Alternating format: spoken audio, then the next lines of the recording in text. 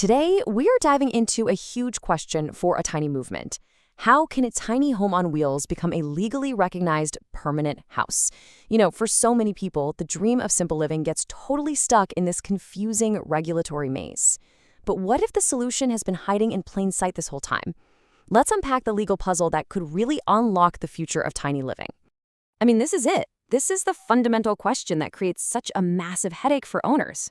Is it a permanent dwelling, a real house, or is it just a recreational vehicle? The answer to that one question, well, it determines absolutely everything, from where you can park it to whether you can even get a mortgage. And this is the tough reality for so many enthusiasts. They've built this incredible, high-quality home, but when they talk to local zoning boards or banks or insurance companies, they often just see a glorified travel trailer. This legality limbo is probably the single biggest barrier holding the tiny home dream back from becoming a widespread reality.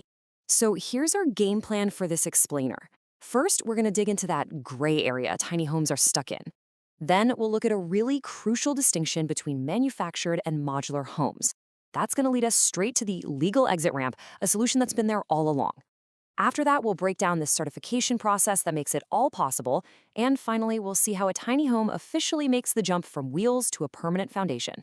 All right, first up, let's really get into this core conflict. Why is it so darn difficult for a tiny home on wheels to be treated like a real house?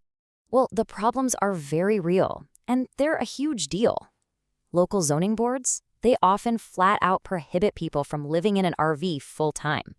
Banks, they get really hesitant to offer traditional mortgages for something that, could just be driven away.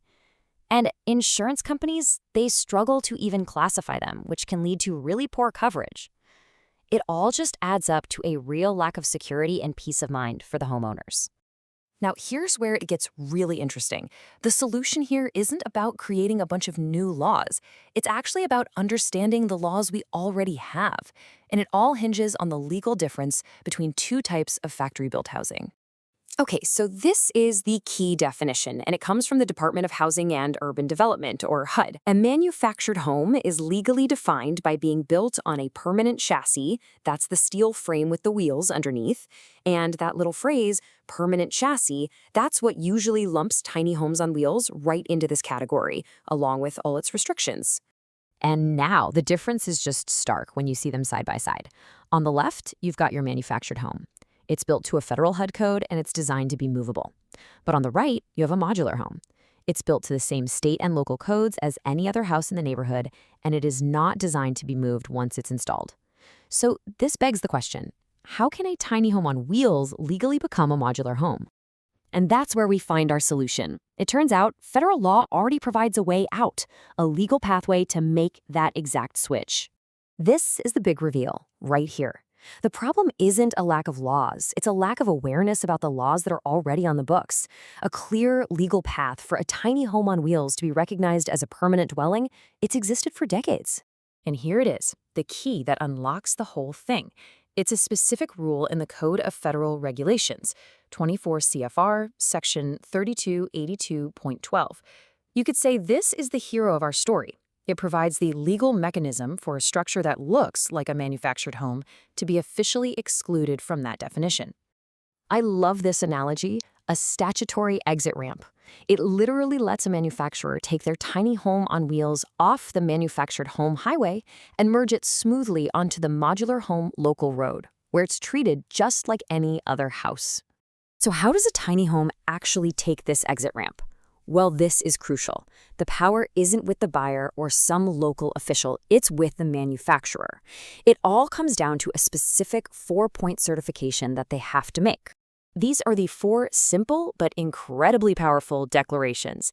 The manufacturer has to certify that the structure is designed for a permanent foundation, that it's not meant to be moved again, that it meets a national or local building code, just like a site-built house, and that, to their knowledge, the buyer fully intends to put it on a permanent foundation. And here's a little snippet of the actual language from the regulation. By putting a label with this certification on the home, the manufacturer is making a formal legal declaration. They are officially stating, on the record, that this structure is not a manufactured home under federal law. So we have the legal framework down. Now let's talk about what this means in the real world. What does it actually take to make that transition from a home on wheels to a home on a foundation totally official? Okay, so think of this as the real-world checklist. The home has to be physically installed on a permanent, site-built foundation. The parts that make it mobile, the hitch, the axles, the wheels, they all have to be designed for removal. The structure itself has to meet those recognized building codes. And finally, that all-important manufacturer's certification label has to be permanently stuck inside the home, usually somewhere near the electrical panel. So let's just be crystal clear about the main takeaway here. The entire legal pathway, that whole exit ramp we've been talking about, it all hinges on one single thing: the manufacturer taking the initiative to build their homes to a modular code standard and then officially certifying them under this specific regulation. And that leaves us with one last really important question. If the legal ambiguity that has plagued this movement for years can be solved by a law that already exists, the focus totally shifts. It's no longer a legal problem, it's an industry one. The path is there. The question now is, who is going to lead the way? That's all for this explainer.